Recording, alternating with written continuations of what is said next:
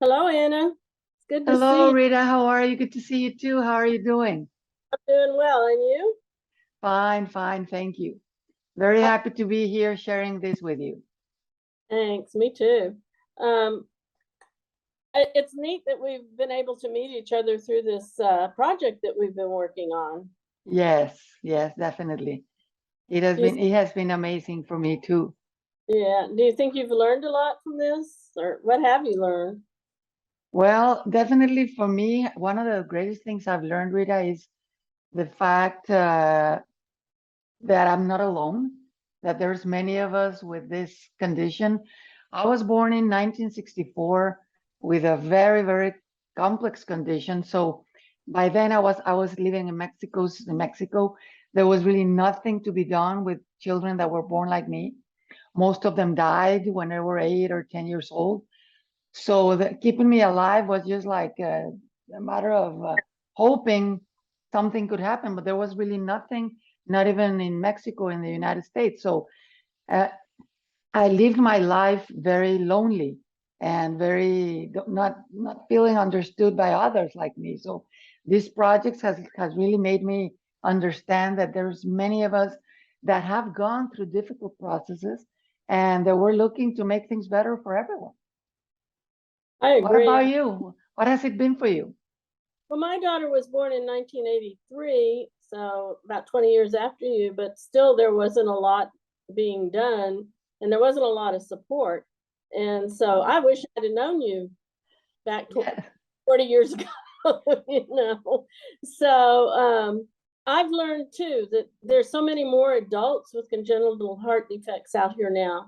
They're a population that really needs to be looked at and researched, and things Yeah. need to happen for them to make their lives Yes. better. Yes, and one of the things that about the expectations I have from this project is it's also understanding what we really go through, and that there is a lot of investigation that's needed of for example, talking about just what we've been talking about, for example, mental health.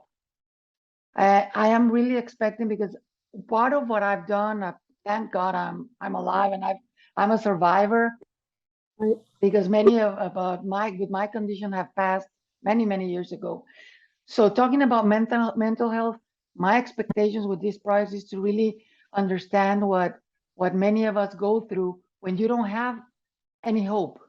For example, I was told when I was very small that, well, forget about getting married, forget about having children, forget about because we don't know if you're going to make it. So since I was about 7 or 8, I understood that I might die. So what do you do with that information in your head? Who helps you handle it? Is it like ghosts that are always in there? How do you overcome all of that? And that mental health for me has been an issue all my life because nobody really stops to think about your mind, your head, but only your heart.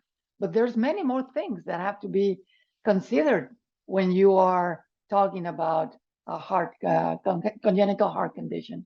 Right. I know the same thing with my daughter. I don't think I realized exactly how much, that her mental health was probably affected by it when she was younger. But as she's gotten older, and I think I realize, and I know that even it's not only the the child that has the heart defect that suffers from mental health issues. I think it's also the parents Of because, course, the whole family. It's the whole right, family. exactly. So talking about mental health, of course, I would love to keep on working with this, participating with this project because you just said something very important. It's very difficult to support a child when the parents are really needing a lot of help.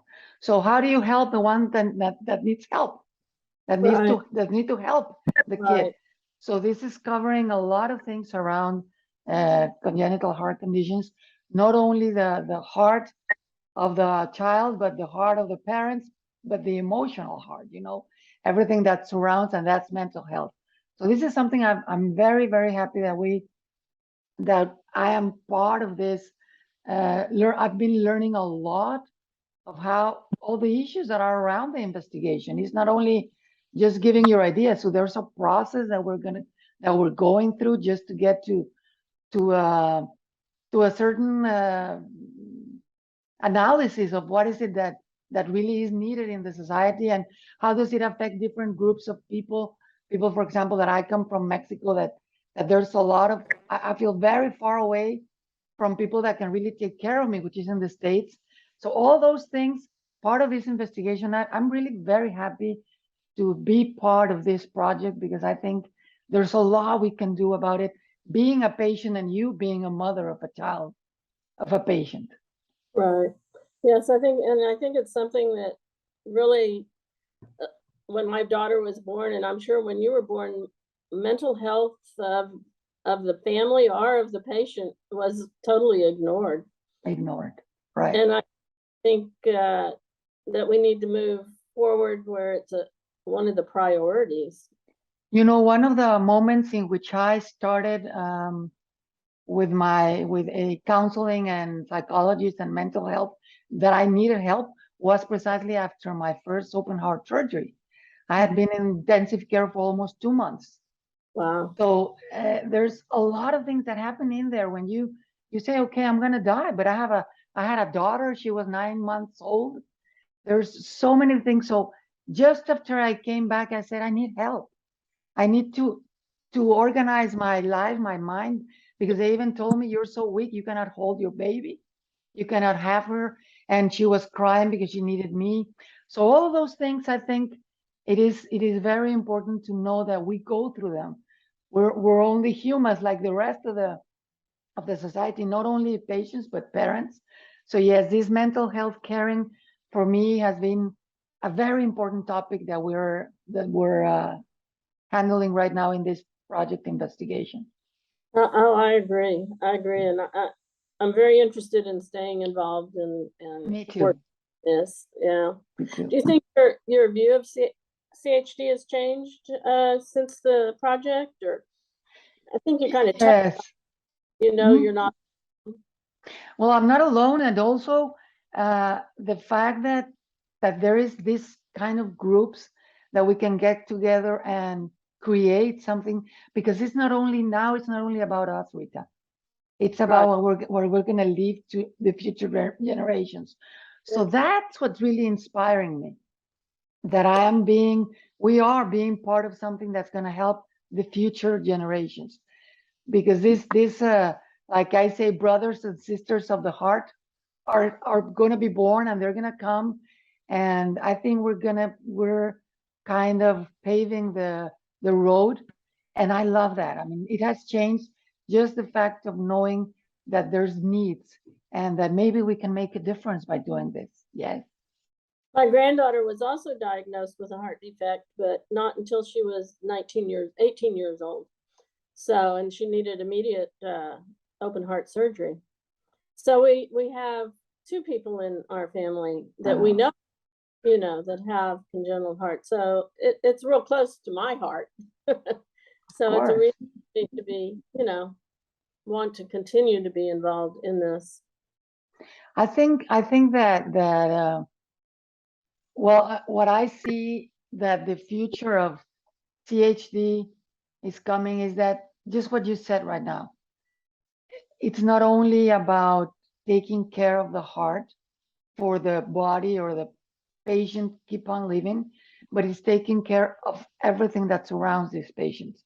And that includes your mind, your emotions, your family, even schools. I remember my parents going to school and letting them know that I wasn't able to do exercise. So all those things, instead, all the bullying and all the things that I went through, because I didn't, my nails, everything, I was all purple. I was really, really blue. And how can you explain that to everybody? Well, I'm very sick and I might die. You cannot do that. So the fact of going through what I went through, I think you and I have a lot of experience in what we have been living as a family and as a patient, that all this knowledge can be used. So I think that the future, it's going to be different if many of us get together and really try to make a difference to this future generation. When my daughter was about 12, the internet became something we could access, you know, became something. And so I did connect with other people. Before that, you know, living in the valley, there was no opportunity to connect. We went to Houston for her care. So I just didn't know other people that had children with congenital heart.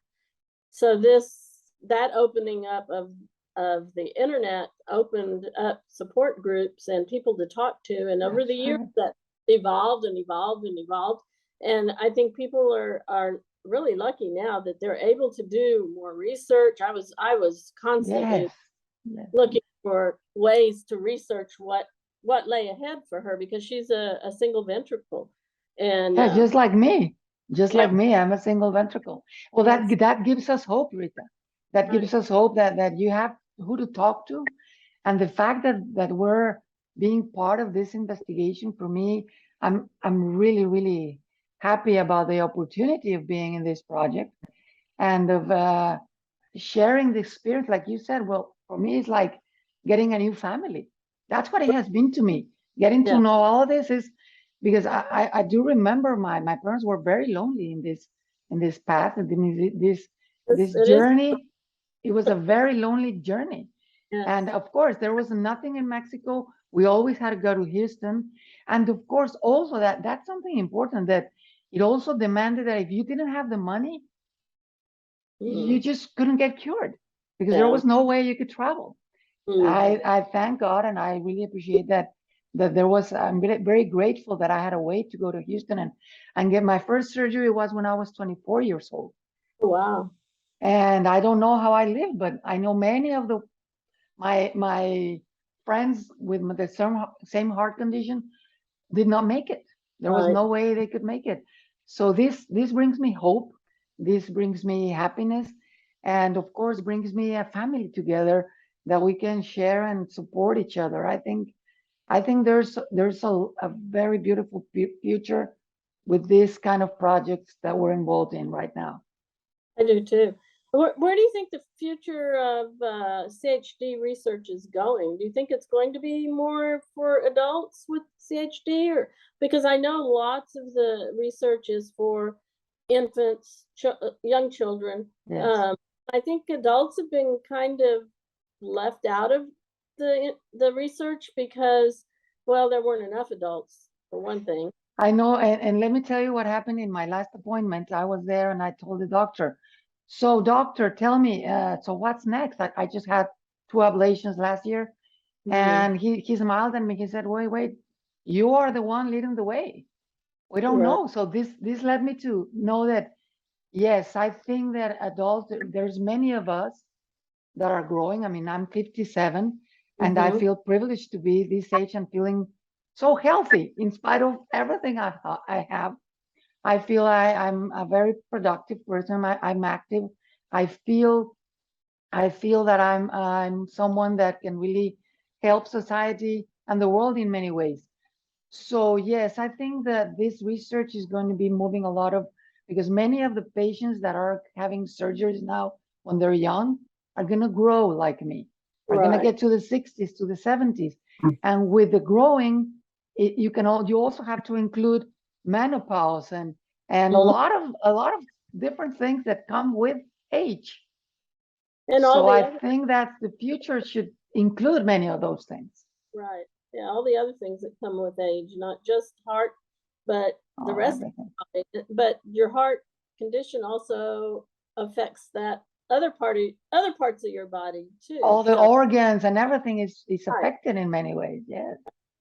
So So, I think that the future is to really, I mean, be more closer to adults, because many of those children that are now growing are going to have a future. So we right. better, I think that as a society, it's good for us to get ready for them. Oh, And I this is agree. part of what I feel I'm part of. I've always said, and this is something very personal that I've always said, okay, I know I'm alive and I know it's amazing that I'm alive. So I just hope that I can be useful for science, for others, and Right. my example to be helpful. So I think this is something that really gives me hope that I'm being part of something that is really going to help the future generation. Yes, I agree. My daughter is also, she's also kind of been involved in different heart things, but Or she things.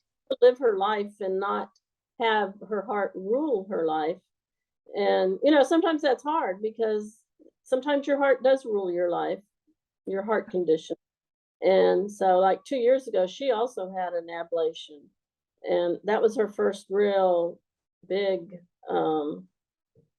surgery type thing, intervention since her Fontan. Yes. So catheterizations, but this was, as far as this was kind of scary. Yeah, So, and one of the things, Rita, that I remember my doctor, Dr. Duarte, told me is that one of the most important things is for us, since you're a small child, understand that this is not going to go away. It is yeah. there, and this is something that you always have to take care of it. So Hmm. it is very important to acknowledge. So your Right. mind, body, and spirit must be stable, because this Right. is something that's going to come with you for the rest of your life. So going back to this project we have now about dealing with the mental health of CHD, I think it's very, very important, because I'm now 57, but I hope one day I'll be 80. And I. there's a lot of things that are going to be that we have to take care of through this uh, growing and getting older. Hmm. So I think that part of understanding that this is something that is not that they give you a pill and it's over, or they do a surgery and that's it.